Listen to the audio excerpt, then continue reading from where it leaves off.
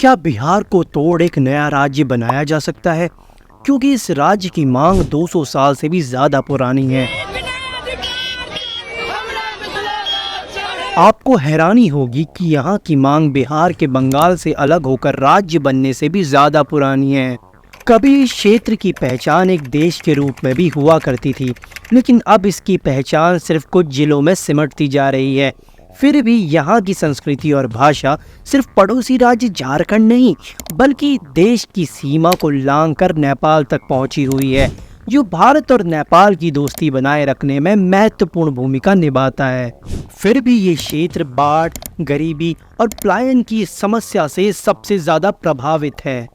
दोस्तों, हम बात कर रहे हैं मिथिला की, जिसकी एक पहचान श्री राम जी के ससुराल और माँ सीता के मायके के रूप में भी है। तो चलिए ऐसे में समझते हैं कि क्या मिथिला राज्य बनाना संभव है। अगर बिहार को तोड़कर मिथिला राज्य बना तो इसमें बिहार के कौन कौन से जिले शामिल होंगे?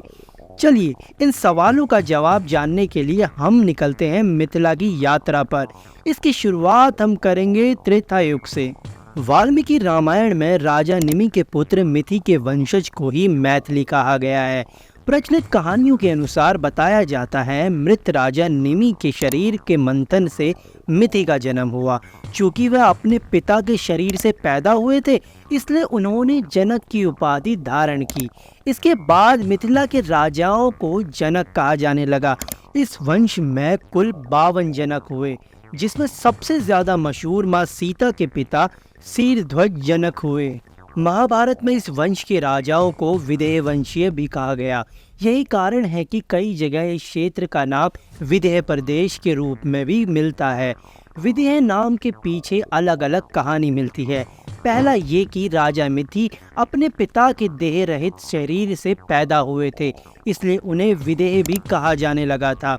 वहीं शतपथ ब्राह्मण के अनुसार वैदिक काल के दौरान विदेह माधव नामक एक सरदार सरस्वती घाटी से मिथिला में चले गए और विदेह साम्राज्य की स्थापना की।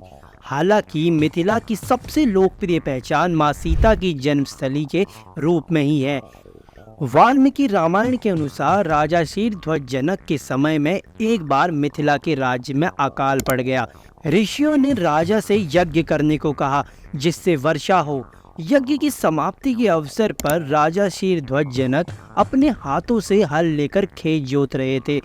तभी उनके हल का नुकीला भाग, जिसे सीत कहते हैं, किसी कठोर चीज से टकराया और हल वहीं अटक गया। जब थोड़ा खुदाई कर देखा गया तो एक बक्सा मिला, जिसमें एक सुंदर कन्या थी। राजा जनक ने उस कन्या को अपनी पुत्री के रूप में स्वीकार किया। जनक की पत्नी अपने समय निसंतान थी, इसलिए बेटी को पाकर वह काफी खुश हुई। चूंकि हल के उस हिस्से से टकराकर माता सीता मिली थी, जिसे सीत कहा जाता है, इसलिए ही उनका नाम सीता रखा गया। वहीं मिथिला की राजकुमारी होने के चलते उन्हें मैथिली नाम से भी पुकारा जाता है। मान्यता है कि बिहार के सीतामढ़ी जिले का पुनौरा नामक स्थान पर ही राजा जनक ने हल चलाया था, इसलिए आज सीतामढ़ी शहर से 5 किलोमीटर पश्चिम में पुनौरा गांव में भव्य जानकी मंदिर है। पुनौरा के आसपास सीता माता एवं राजा जनक से जुड़ी हुई कई तीर्थ स्थल है। ये जगह पुनौरा धाम के नाम से प्रसिद्ध है। कहा जाता है कि जनक वंश का अंतिम राजा बुरे चरित्र का था। उसे विद्वानों के नेतृत्व में जनता ने गद्दी से उतार दिया था। इसके बाद सैकड़ों वर्षों तक मिथिला राजा विहीन रहा। जनता खुद लोकतांत्रिक तरीके से अपना शासक चुनती थी, यानी मिथिला को दुनिया का पहला लोकतंत्र कहा जा सकता है। महाजनपद काल में ये क्षेत्र वज्जी संघ का हिस्सा बनी, जिसकी राजधानी लिच्छवी थी, जिसे दुनिया का पहला लोकतंत्र होने का गौरव प्राप्त है।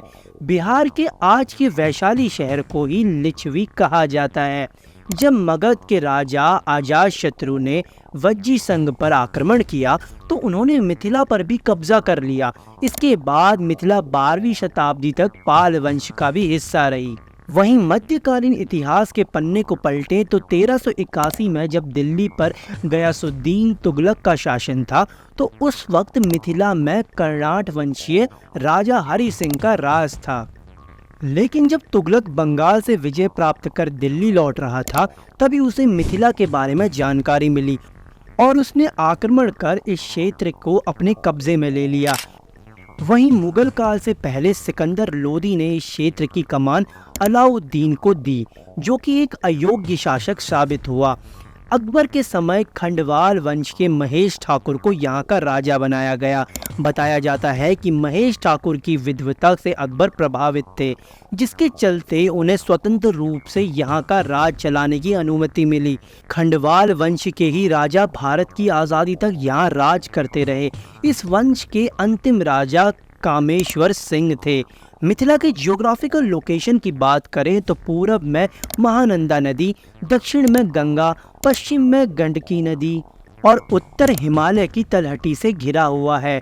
मिथिलांचल में बिहार और झारखंड के बड़े हिस्से और नेपाल के पूर्वी तराई के आसपास के जिले शामिल हैं। दोस्तों, हमेशा से मिथिला की अलग सांस्कृतिक पहचान रही है।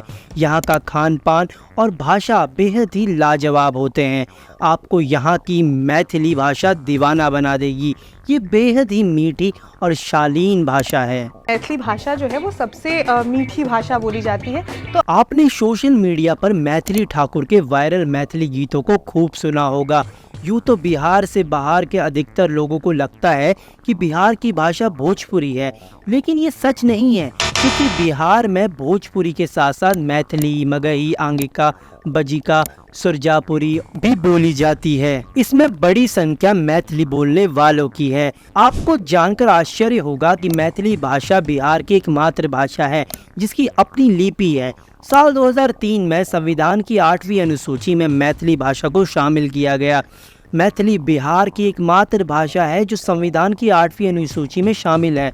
8वीं अनुसूची में शामिल होने का मतलब है कि उस भाषा को संवैधानिक भाषा का दर्जा प्राप्त हो गया है। मैथिली भाषा और साहित्य का इतिहास बहुत ही पुराना माना जाता है। 7वीं सदी में ही बौद्ध सिद्ध साहित्य की रचना मैथिली भाषा में की गई थी। और दोस्तों, 14वीं शताब्दी में विद्यापति जैसे महान कवि हुए जिन्होंने मैथिली को दूर दूर तक फैलाया। पग पग पोखरी माछ माखन, मधुर बोली मुख में पान, महामहोपाध्याय द्वारा लिखी गई एक लाइन मिथिला की संस्कृति समेटकर एक जगह रख देती है। यह पंक्ति दर्शाती है कि मिथिलांचल में हर जगह तालाब है, जहाँ मछलियाँ और मखाना प्रचुर मात्रा में पाए जाते हैं। यहाँ के लोग मीठी भाषा बोलते हैं और पान खाना पसंद करते हैं। मिथिला की 4 प्रमुख पहचान है: मखाना, मछली, मिथिला पेंटिंग और मैथिली भाषा। विश्व में सबसे ज़्यादा मखाना भारत में पैदा होता है। इसका 85% हिस्सा बिहार के मैथिली क्षेत्र में होता है। दरभंगा, मधुबनी, सुपौल, सहरसा, कटिहार, पूर्णिया, अररिया और किशनगंज जिले मखाना उत्पादन के लिए प्रसिद्ध है। मिथिला मखाना को 2022 में जीआई टैग भी मिल गया है। मिथिला में मखाना उत्पादन करने वाले किसान मछली उत्पादन में भी शामिल हैं। पिछले 2 दशक के दौरान बिहार में मछली उत्पादन में 3 गुना से अधिक वृद्धि देखने को मिलती है, जिसमें मिथिला क्षेत्र का योगदान सबसे ज़्यादा है। यहाँ के तालाबों में पाई जाने वाली रोहू मछली का स्वाद लाजवाब होता है। ये बेहद पौष्टिक भी होती है। अपने स्वाद की वजह से इसकी डिमांड काफ़ी है। बताया जा रहा है कि मखाना के बाद मिथिला रोहू मछली को बहुत जल्द ही जीआई टैग मिल सकता है। बिहार सरकार इसके लिए लगातार प्रयास कर रही है। मिथिला की पहचान अनोखी मधुबनी पेंटिंग को लेकर भी है। मधुबनी पेंटिंग को विश्व प्रसिद्ध आर्ट फॉर्म माना जाता है। मधुबनी चित्रकला बिहार के दरभंगा, पूर्णिया, सहरसा, मुजफ्फरपुर, मधुबनी एवं नेपाल के कुछ क्षेत्रों की प्रमुख चित्रकला है। प्रारंभ में रंगोली के रूप में रहने के बाद यह कला धीरे धीरे आधुनिक रूप में कपड़ों, दीवारों एवं कागज पर उतर आई है। मिथिला की औरतों द्वारा शुरू की गई इस घरेलू चित्रकला को पुरुषों ने भी अपना लिया है। इस बार भारत में हुई G20 सम्मेलन में भी इसे प्रमुखता में दिखाया गया, ताकि इसकी मार्केट डिमांड और बढ़ाई जा सके। दोस्तों, ये बात हो गई मिथिला की पहचान और उसकी समृद्ध संस्कृति की। लेकिन आज मिथिला का ये क्षेत्र कई समस्याओं से घिरा हुआ है, जिसमें बाढ़ सबसे बड़ी समस्या है। नेपाल से होकर बिहार आने वाली नदियाँ सबसे ज़्यादा तबाही मिथिला के ही क्षेत्र में मचाती है। कोसी, कमला, बागमती, गंडक जैसी नदियाँ यहाँ हजारों घरों को उजाड़ देती है, फसलों को तबाह कर देती है। यही कारण है कि लोगों को यहाँ से पलायन कर देश के दूसरे हिस्सों में जाना पड़ता है। बिहार में उद्योग धंधे के नाम पर इस क्षेत्र में कुछ भी नहीं है।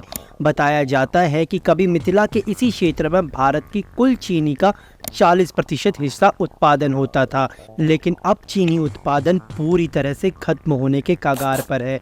यहाँ की अधिकतर चीनी मिलें बंद हो चुकी है। एक आंकड़े के मुताबिक आज़ादी से पहले यहाँ 33 चीनी मिलें हुआ करती थी, लेकिन अब इसमें सिर्फ 5 कार्यरत है। यही कारण है कि मिथिला राज्य की मांग करने वाले समूह बिहार राज्य पर इस क्षेत्र के साथ भेदभाव का आरोप लगाते हैं। दोस्तों, आपको जानकर आश्चर्य होगा कि मिथिला राज्य की मांग बिहार बनने से भी ज़्यादा पुराना है। 22 मार्च 1912 को बिहार बंगाल से अलग होकर नया राज्य बना, लेकिन मिथिला की मांग इससे पहले से होती रही है। अंग्रेजों ने 1881 में मिथिला शब्द को भारत सरकार के डिक्शनरी में पहली बार जोड़कर इसको पहचान दी। इसके बाद 1902 में ब्रिटिश अधिकारी सर जॉर्ज ग्रियर्सन ने भाषा आधारित सर्वेक्षण किया, जिसमें मैथिली भाषा बोलने वालों का एक अलग नक्शा तैयार किया गया था। सर जॉर्ज ग्रियर्सन के सर्वेक्षण के आधार पर ही 1921 में दरभंगा राज के महाराजा रामेश्वर सिंह ने भी मिथिला राज्य की मांग को अंग्रेजों के सामने उठाया, लेकिन उस समय भी ये मांग खारिज कर दी गई। 1936 में जब उड़ीसा को बिहार से अलग किया गया तो एक बार फिर मिथिला राज्य की मांग ने जोर पकड़ी, लेकिन इस बार भी ये आवाज़ दब गई। 1947 में देश आज़ाद हुआ। इसके बाद देश भर में भाषा के नाम पर नए राज्य बनाने की मांग हुई। कई आंदोलनों के बाद देश में नए राज्यों का जन्म हुआ। उस समय भी मिथिला राज्य की मांग हुई, लेकिन इसको अनसुना कर दिया गया। बीच बीच में आंदोलनों के जरिए मिथिला राज्य और इसके मुद्दे को जिंदा रखने की कोशिश की गई। 1986 में मिथिला राज्य की मांग को लेकर 3 दिनों तक रेल रोको आंदोलन चलाया गया था। वहीं 1996 में मिथिला को ऑटोनोमस डेवलपमेंट काउंसिल देने की मांग की गई। जब साल 2000 में झारखंड को बिहार से अलग राज्य बनाया गया तो उस समय भी मिथिला राज्य की मांग जोर पकड़ने लगी थी। मिथिला को राज्य तो नहीं मिला, लेकिन इन मांगों से मिथिला को पहली बार फायदा मिला। संविधान संशोधन के जरिए 2003 में मैथिली भाषा को संविधान की 8वीं अनुसूची में शामिल किया गया। इसके बाद से समय समय पर अलग अलग राजनीतिक पार्टियों के नेताओं ने मिथिला राज्य बनाने की मांग की, लेकिन ये मांग कभी भी ज़मीन पर नहीं उतर सकी। मिथिला राज्य की मांग ज़मीन पर नहीं उतरने के पीछे जो सबसे बड़ी वजह बताया जाता है वो है इसका नक्शा, क्योंकि मिथिला का क्षेत्र सिर्फ बिहार तक सीमित नहीं है, इसमें झारखंड के भी कई जिले शामिल हैं। वहीं कई लोग सुगोली संधि का हवाला देकर नेपाल के साथ गए मिथिला क्षेत्र को वापस लेने की मांग करते हैं।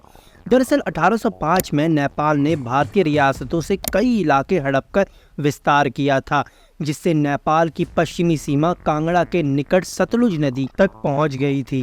1814 से 1816 के बीच ईस्ट इंडिया कंपनी और नेपाल के राजा के बीच युद्ध हुआ, जिसमें नेपाल के राजा की हार हुई। युद्ध में हार के बाद नेपाल को सुगोली की संधि करनी पड़ी। इस संधि से भारत को अपने इलाके वापस मिल गए। वहीं कुछ इलाके की अदला बदली भी की गई। इस ट्रीटी में मिथिला के उत्तरी इलाके, जिसमें मिथिला की प्राचीन राजधानी जनकपुर, विराटनगर, वीरगंज जैसे क्षेत्र नेपाल के हिस्से में चले गए और इसके बदले भारत को गढ़वाल, कुमाऊं, सिक्किम, दार्जिलिंग जैसे इलाके वापस मिल गए। इस मैप में नेपाल में गए मिथिला के क्षेत्र भी शामिल है। मिथिला राज्य में बिहार के 24 जिले मधुबनी, सीतामढ़ी, पूर्णिया, दरभंगा, पूर्वी चंपारण, सहरसा, मधेपुरा, मुजफ्फरपुर, वैशाली, मुंगेर, बेगूसराय, शिवहर, समस्तीपुर, भागलपुर, अररिया, किशनगंज, कटिहार, सुपौल, पश्चिम चंपारण, बांका, शेखपुरा, जमुई, लखीसराय और खगड़िया शामिल है। वहीं झारखंड के 6 जिले साहिबगंज, गोड्डा, पाकुर, दुमका, देवघर और जामताड़ा शामिल है।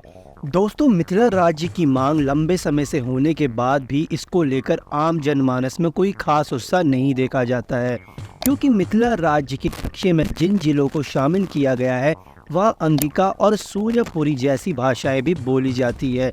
जैसे समस्तीपुर, सीतामढ़ी, मुजफ्फरपुर, वैशाली, शिवहर में बजिका बोली जाती है। वहीं भागलपुर और उसके आसपास के क्षेत्रों में अंगिका बोली जाती है और सीमांचल की एक बड़ी आबादी सूर्यपुरी भाषा बोलती है। ऐसे में ये लोग मिथिला राज्य की मांग से खुद को कनेक्ट नहीं कर पाते हैं।